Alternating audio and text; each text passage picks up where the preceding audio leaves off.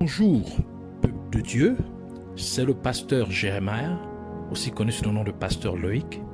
Nous voulons écouter la parole de Dieu pour la semaine, mais avant tout, nous voulons commencer par une parole de prière. Alors, en signe de révérence à notre Père Céleste, à notre Dieu, baissons nos têtes et prions ensemble.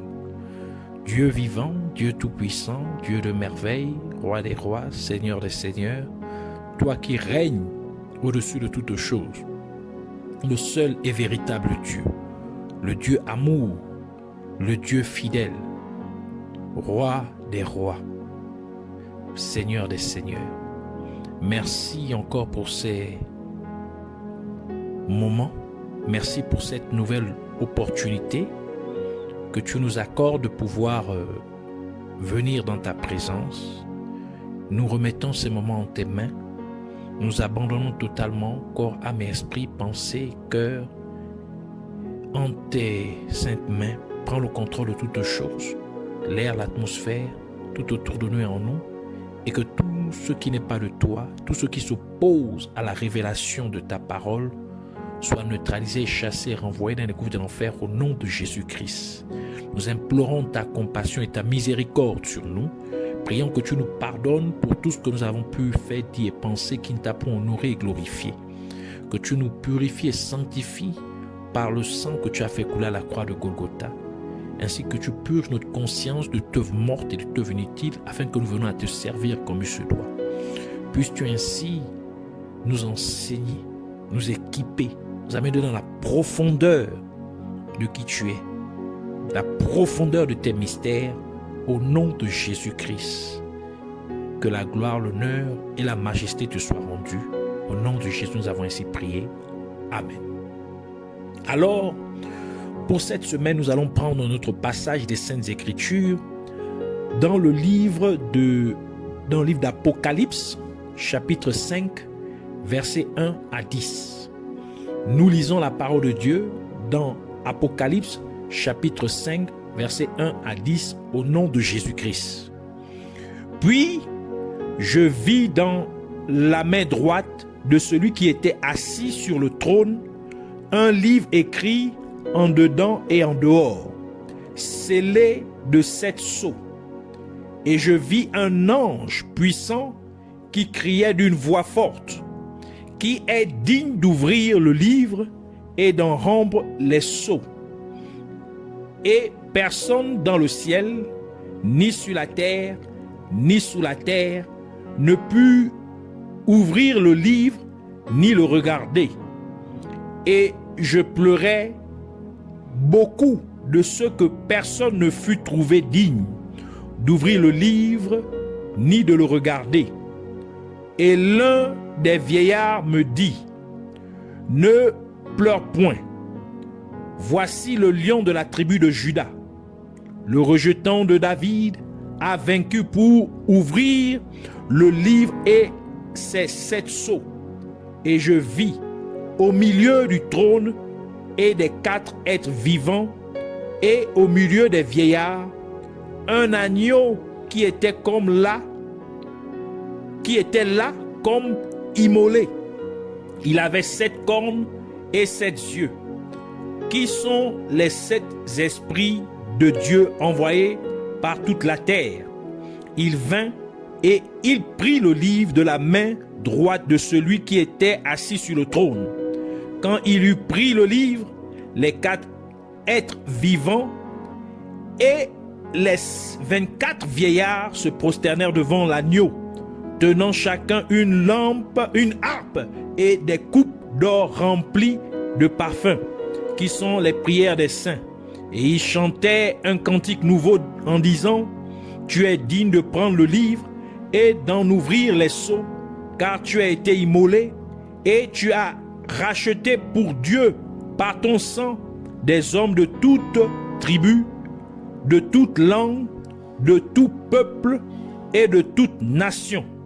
Tu as fait d'eux un royaume et des sacrificateurs pour notre Dieu, et ils régneront sur la terre. » Que le Seigneur bénisse sa parole, qu'elle vienne pleine de grâce, de vie, de révélation, de profondeur et de faveur au nom de Jésus-Christ. Alors pour cette semaine, le Seigneur voudrait nous parler de livres écrits en dehors et en dedans. Donc le titre de l'enseignement de cette semaine est un livre écrit en dedans et en dehors. Dans notre passage principal des Saintes Écritures, l'apôtre Jean fut emmené par l'Esprit de Dieu, le Saint-Esprit, dans le ciel où Jésus-Christ lui a révélé certaines choses sur le ciel.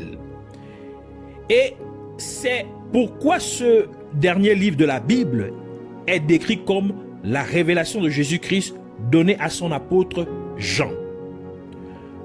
Par conséquent, dans ce passage du livre d'Apocalypse, l'apôtre Jean a vu un livre écrit à l'intérieur et au verso, c'est-à-dire en dedans et en dehors. Le fait qu'il y ait un livre avec des écrits dedans implique qu'il y a un message contenu dans le livre. Cependant, le livre n'est pas seulement écrit à l'intérieur, mais il est également écrit au verso. Cela signifie donc que ce livre particulier contient deux messages, l'un à l'intérieur et l'autre au verso. Et nous pouvons en déduire que les écrits au dos du livre peuvent être vus par quiconque regarde le livre. Mais les écrits à l'intérieur du livre ne peuvent être vus que par la personne qui est capable de l'ouvrir. Et cela implique que le message du livre qui est écrit au verso peut être vu par quiconque regarde le livre. Mais le message contenu dans le livre ne peut être accessible qu'à celui qui ouvre le livre. Et quand on regarde la façon dont Dieu a créé l'être humain, on peut remarquer que l'être humain a une partie extérieure et une partie intérieure. Et que la partie extérieure peut être vue par n'importe qui autour de cette personne. Mais la partie intérieure de la personne n'est pas accessible aux gens aux alentours. Nous pouvons donc voir que ce livre particulier de l'apôtre Jean, que l'apôtre Jean a vu au ciel, représente l'être humain. Par conséquent, chaque être humain a deux côtés. Un côté intérieur et un côté extérieur. Et chaque côté transmet ou porte un message particulier. C'est pourquoi la parole de Dieu dit ce qui suit. Dans 2 Corinthiens chapitre 3 verset 2 à 3 qui dit: c'est vous qui êtes notre lettre, écrite dans nos cœurs, connue et lue de tous les hommes. Vous êtes manifestement une lettre de Christ écrite par notre ministère, non avec de l'encre, mais avec l'Esprit du Dieu vivant, non sur des tables de pierre, mais sur des tables de chair, sur les cœurs. Psaume 139, verset 16 ajoute pour dire, c'est le roi David qui parle ici, il dit: quand je n'étais qu'une masse informe, tes yeux me voyaient, et sur ton livre étaient tout inscrits les jours qui m'étaient destinés, avant qu'aucun d'eux existât. Parlons du livre, parlons du verso du livre, ou du dehors du livre.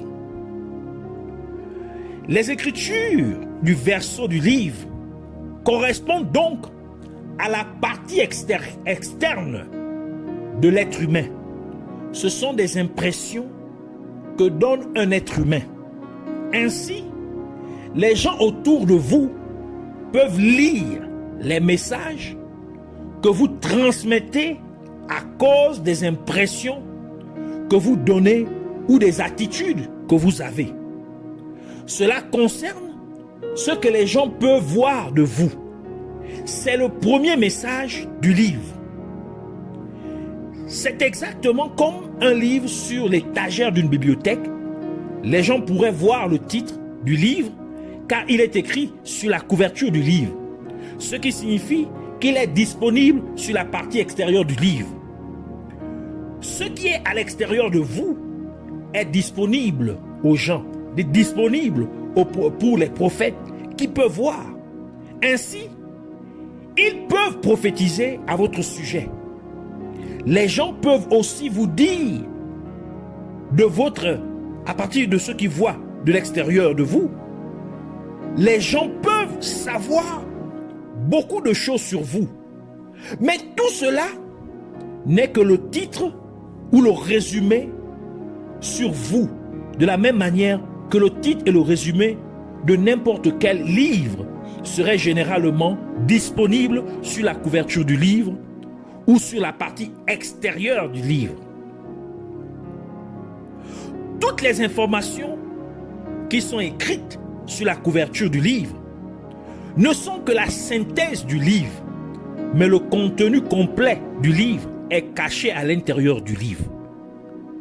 Cela signifie tout simplement que Dieu a caché à tout un chacun ce que vous êtes réellement. Cela nous révèle donc que ce que les gens disent de vous n'est qu'un résumé de vous. Les critiques que les gens font sur vous ne sont qu'une synthèse de qui vous êtes vraiment. Les commentaires que les gens ont sur vous, ce n'est qu'une très courte information sur vous. Car tous ces gens n'ont accès qu'au titre et au résumé de votre vie. Car Dieu n'a mis à leur disposition que le titre et la synthèse de votre vie. Le fait que Dieu ait fait un livre écrit à l'intérieur et au verso, c'est pour dire qu'il faut arrêter de trop chercher à votre propre sujet. Il faut plutôt s'attendre à quelques mystères dans votre vie, car votre vie est faite d'une partie visible et d'une partie cachée. En d'autres termes, une partie de votre vie est accessible à vous et aux autres. Mais il y a une autre partie de votre vie qui est un mystère que seul Dieu connaît. Parlons du livre, parlons de l'intérieur du livre. Notre passage principal des Saintes Écritures nous dit que le livre est scellé. Apocalypse chapitre 5 verset 1 à 2 qui dit « Puis je vis dans la main droite de celui qui était assis sur le trône un livre écrit en dedans et en dehors, scellé de 7 sceaux.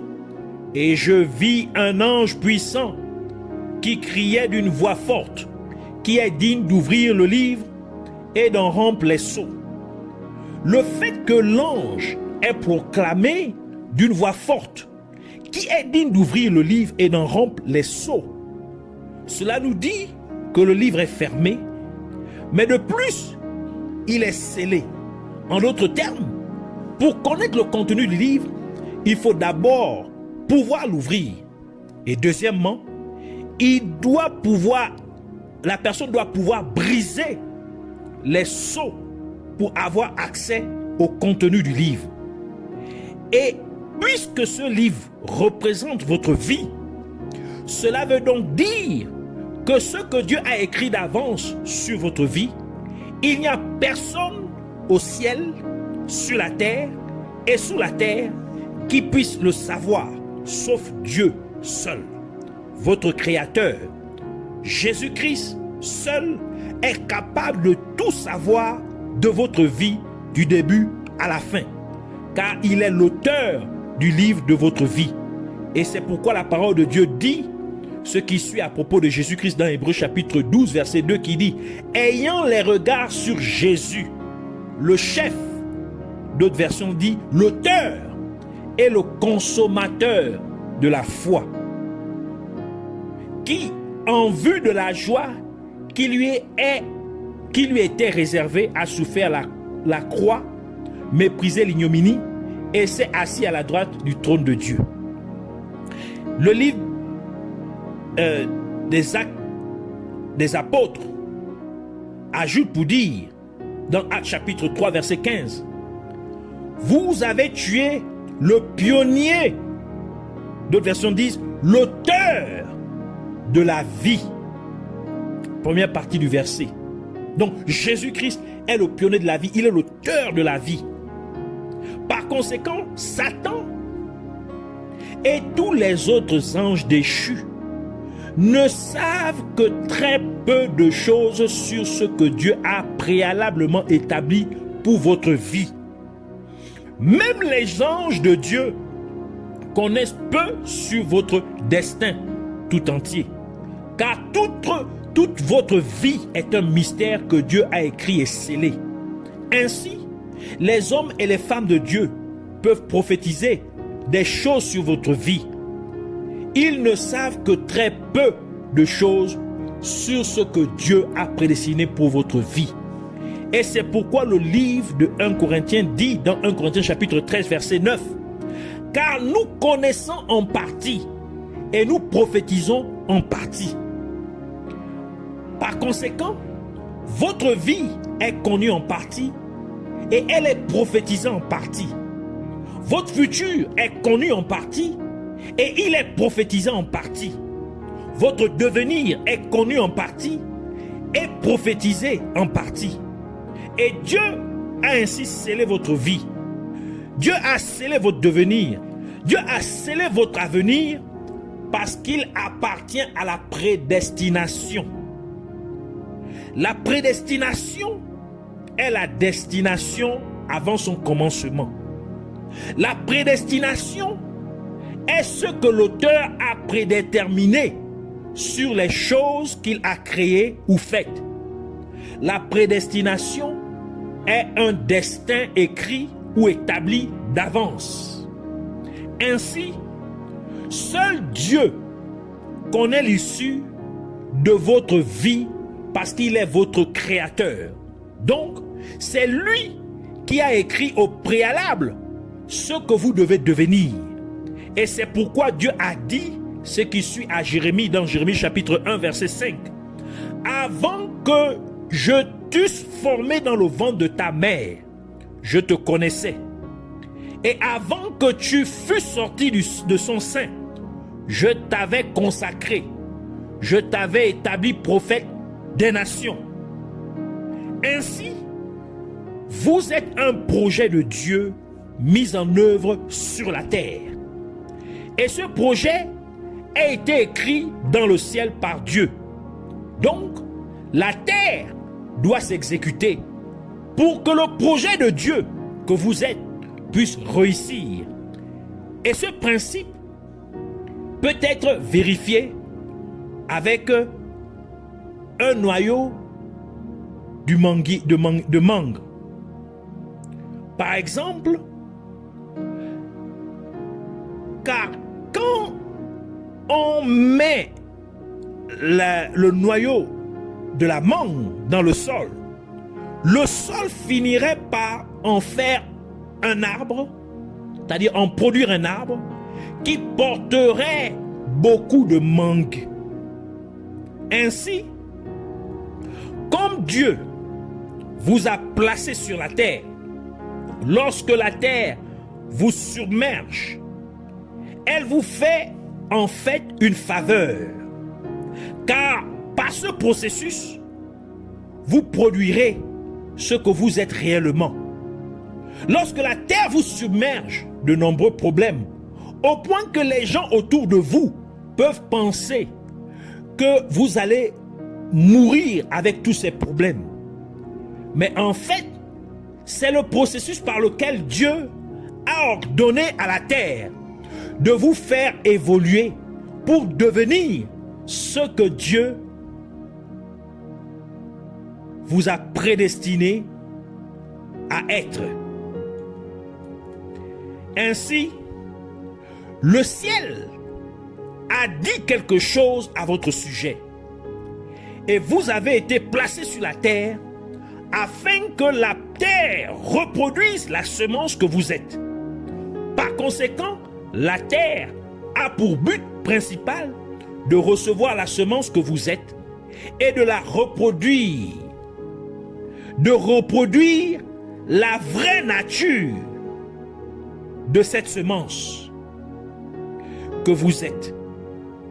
Je proclame donc qu'à partir d'aujourd'hui, alors que vous recevez cet enseignement, la terre reproduit ce que Dieu a dit que vous êtes au nom de Jésus-Christ. Car il est écrit dans Matthieu chapitre 6 verset 10, que ton règne vienne, que ta volonté soit faite sur la terre comme au ciel. Par conséquent, que la terre reproduise votre véritable image, que vous avez été prédestiné à être au ciel, au nom de Jésus-Christ. Vous remarquerez que Satan, votre adversaire, donc le diable, a été jeté sur la terre. Ainsi, sa semence est aussi sur la terre, comme le déclare la parole de Dieu dans 1 Pierre chapitre 5 verset 8 qui dit « Soyez sobres, veillez, votre adversaire le diable rôde comme un lion rugissant, cherchant qui il dévorera. » Apocalypse chapitre 12 verset 10 à 12 qui dit « Et j'entendis dans le ciel une voix forte qui disait « Maintenant le salut est arrivé et la puissance et le règne de notre Dieu et l'autorité de son Christ, car il a été précipité l'accusateur de nos frères, celui qui les accusait devant notre Dieu jour et nuit. Ils l'ont vaincu à cause du sang de l'agneau et à cause de la parole de leur témoignage. Et ils n'ont pas aimé leur vie jusqu'à craindre la mort. C'est pourquoi réjouissez-vous, cieux, et vous qui habitez dans les cieux. Malheur à la terre et à la mer, car le diable est descendu vers vous, animé d'une grande colère, sachant qu'il a peu de temps. Ainsi, la semence de Satan se multiplie également sur la terre. Et c'est la raison pour laquelle Jésus-Christ a dit ce qui suit dans la parabole du blé et de l'ivraie, dans Matthieu chapitre 13 versets 27 à 28 qui dit « Les serviteurs du maître de la maison vinrent lui dire « Seigneur, n'as-tu pas semé une bonne semence dans ton champ? D'où vient donc qu'il y a de l'ivraie? » Il leur répondit « C'est un ennemi qui a fait cela. » Et les serviteurs lui dirent « Veux-tu que nous allions l'arracher? » Par conséquent, nous sommes la semence de Dieu. Mais Satan a également semé sa propre semence sur la terre et Satan a fait en sorte que sa semence ressemble beaucoup à la semence de Dieu, de sorte qu'il soit très difficile de différencier la semence de Dieu de sa semence. Et c'est pourquoi Jésus-Christ il nous a révélé, il nous a montré comment nous pouvons les différencier en disant dans Matthieu chapitre 7 versets 15 à 17 « Gardez-vous des faux prophètes. Ils viennent à vous en vêtements de brebis, mais au-dedans, ce sont des loups ravisseurs. Vous les reconnaîtrez à leurs fruits. Cueille-t-on des raisins sur des épines ou des figues sur des chardons? Tout bon arbre porte de bons fruits, mais le mauvais arbre porte de mauvais fruits. » Et malgré le fait que notre adversaire Satan fait en sorte que sa semence se reproduise sur la terre, la semence de Dieu que nous sommes ne sera pas et ne pourra pas être empêchée de se reproduire sur la terre. Donc, rien n'empêchera la terre de reproduire ce que Dieu nous a prédestiné à être. Aucune adversité n'empêchera la terre de reproduire ce que le ciel a dit de nous. Nous devons donc jouer notre rôle en tant que semence de Dieu pour nous assurer que nous restons une bonne semence sur la terre. Et pour cela, nous pourrons faire les 3 choses suivantes. Premièrement, nous devons nous rassurer que nous n'ouvrons aucune porte à Satan. Et ainsi, nous ne devons point pécher contre Dieu. Car ce que Dieu a prédestiné à propos de chacun de nous est immuable, donc ne peut être changé. Donc, même si le diable essaiera par tous les moyens de conquérir la terre, mais la terre a un principe qui est de reproduire ce qui lui est donné. Et à cause de ce principe même, le diable devient maintenant impuissant contre la reproduction de notre vraie nature sur terre. La deuxième chose que nous devons faire, c'est de ne pas ignorer qui nous sommes. Car nous sommes la semence de Dieu, les fils du roi des rois. Donc, la terre doit reproduire ce que nous sommes. La terre doit donc nous donner ses richesses. La terre doit mettre ses ressources à notre disposition. Troisièmement, et dernière chose que nous devons faire, c'est d'être assez patient pour laisser notre vraie nature se manifester. Nous devons donc donner du temps au temps pour faire apparaître ce que Dieu a écrit sur chacun de nous. Voici 3 dispositions ou prédispositions que nous devons avoir ou observer. Notre passage principal des Saintes Écritures nous parle de celui qui a été trouvé digne d'ouvrir le livre et de briser les sceaux. Apocalypse chapitre 5, versets 5 à 6 qui dit: Et l'un des vieillards me dit, ne pleure point, voici le lion de la tribu de Juda, le rejetant de David, a vaincu pour ouvrir le livre et ses 7 sceaux. Et je vis au milieu du trône et des 4 êtres vivants et au milieu des vieillards un agneau qui était là comme immolé. Il avait 7 cornes et 7 yeux qui sont les 7 esprits de Dieu envoyés par toute la terre. Ici, nous pouvons remarquer implicitement que Jésus-Christ est jugé digne d'ouvrir le livre et de briser les sceaux. Cependant, Jésus-Christ est décrit dans ce passage comme le lion de la tribu de Juda et comme l'agneau qui avait été immolé. Et ce sont en fait 2 facettes distinctes du ministère de Jésus-Christ. La première facette fait référence à l'agneau qui représente le sacrifice, car l'agneau était utilisé comme sacrifice sur l'autel de Dieu pour l'expiation des péchés du peuple d'Israël. Et de la même manière, Jésus-Christ a aussi été sacrifié sur la croix pour le pardon des péchés de l'humanité. Et c'est pourquoi Jean-Baptiste a dit ce qui suit quand il vit Jésus-Christ passer dans Jean chapitre 1 verset 29 qui dit: le lendemain il vit Jésus venant à lui et il dit: voici l'agneau de Dieu qui ôte le péché du monde. La deuxième facette fait référence au lion, sachant que le lion est le symbole de la royauté, car le lion est appelé le roi de la jungle ou le roi de tous les animaux. Par conséquent, le lion de la tribu de Juda fait référence à la royauté de Jésus-Christ.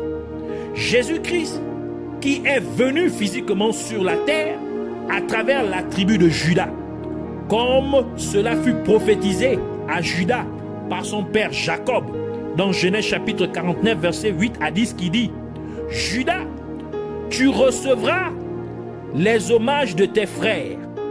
Ta main sera sur la nuque de tes ennemis. Les fils de ton père se prosterneront devant toi. Judas est un jeune lion. Tu reviens du carnage, mon fils. Il ploie les genoux. Il se couche comme un lion, comme une lionne qui le fera lever.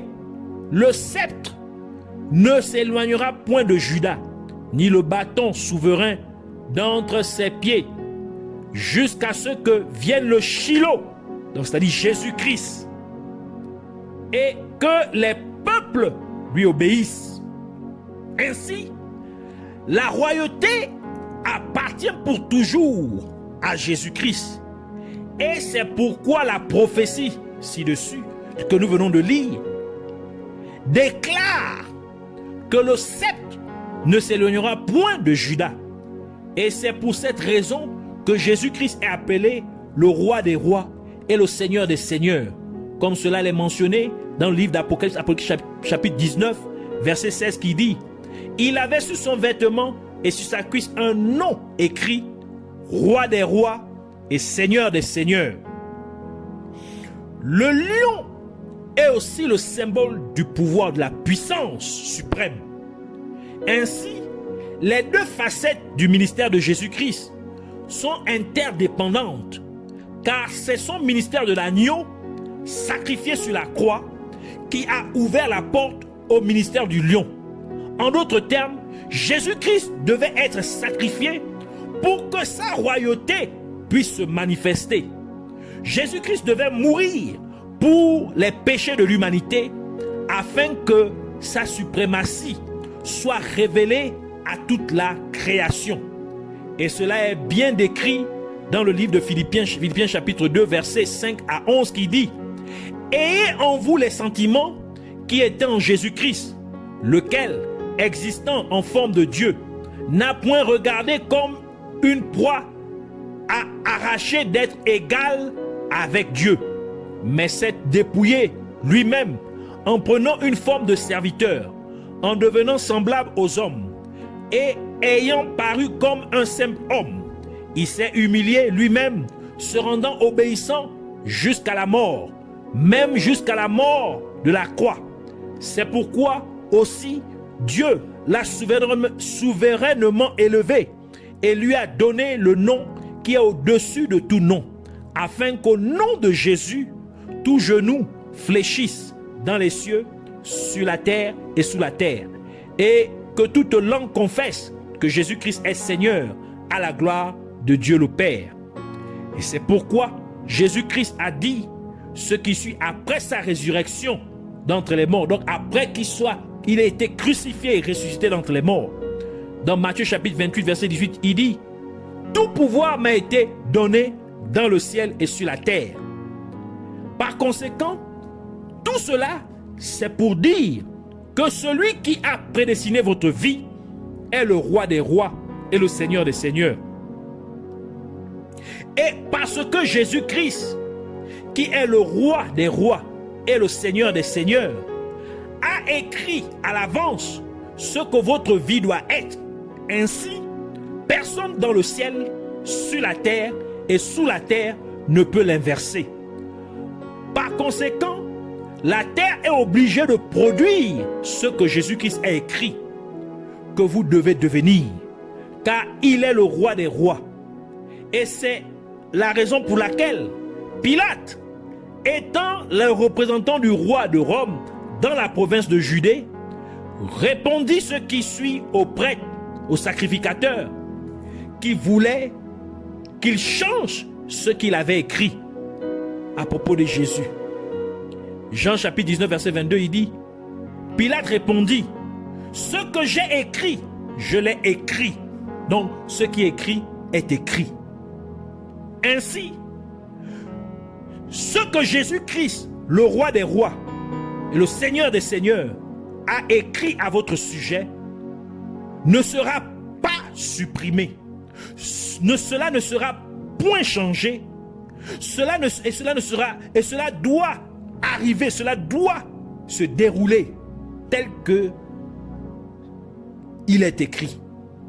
Ce que Jésus-Christ a prédestiné à votre sujet doit se manifester. La terre le produira. La terre produira au nom de Jésus-Christ, le roi des rois et le Seigneur des seigneurs. Et c'est pourquoi Jésus-Christ vous dit dans Jérémie chapitre 29 verset 11, « Car je connais les projets que j'ai formés sur vous, dit l'Éternel, projets de paix et non de malheur, afin de vous donner un avenir et de l'espérance. » C'est pourquoi nous voulons prier pour dire: merci Seigneur Jésus-Christ pour ta parole. Merci pour le livre de ma vie. Merci pour ce que tu as écrit sur moi. Et je prie, Père Céleste, et je déclare au nom de Jésus-Christ que parce que tu as écrit d'avance sur ma vie, ainsi ma vie sera ce que tu as dit qu'elle devrait être. Parce que tu as prédestiné ma vie, je décrète ainsi que ma vie ne manquera pas d'accomplir sa destinée au nom de Jésus-Christ. Et parce que tu as scellé les informations sur ma vie, je déclare que personne, mais toi seul, ne pourra contrôler ma vie au nom de Jésus-Christ. Et parce que les plans que tu as écrits pour moi sont des plans de paix et de bonheur et non des plans de malheur, je proclame donc que tout événement qui ne fait pas partie des plans de Dieu pour ma vie ne se produit point et ne se produira point sur mon chemin de la vie au nom de Jésus-Christ. Et parce que c'est le devoir de la terre de reproduire ce qui y est semé, je déclare donc que comme étant la semence de Dieu sur la terre produit donc ma vraie nature au nom de Jésus-Christ. La terre reproduit exactement tout ce que Dieu a indiqué pour ma vie au nom de Jésus-Christ.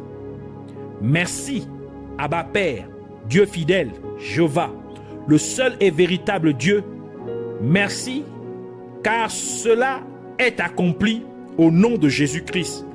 Puisses-tu être à jamais glorifié au nom de Jésus-Christ. Amen.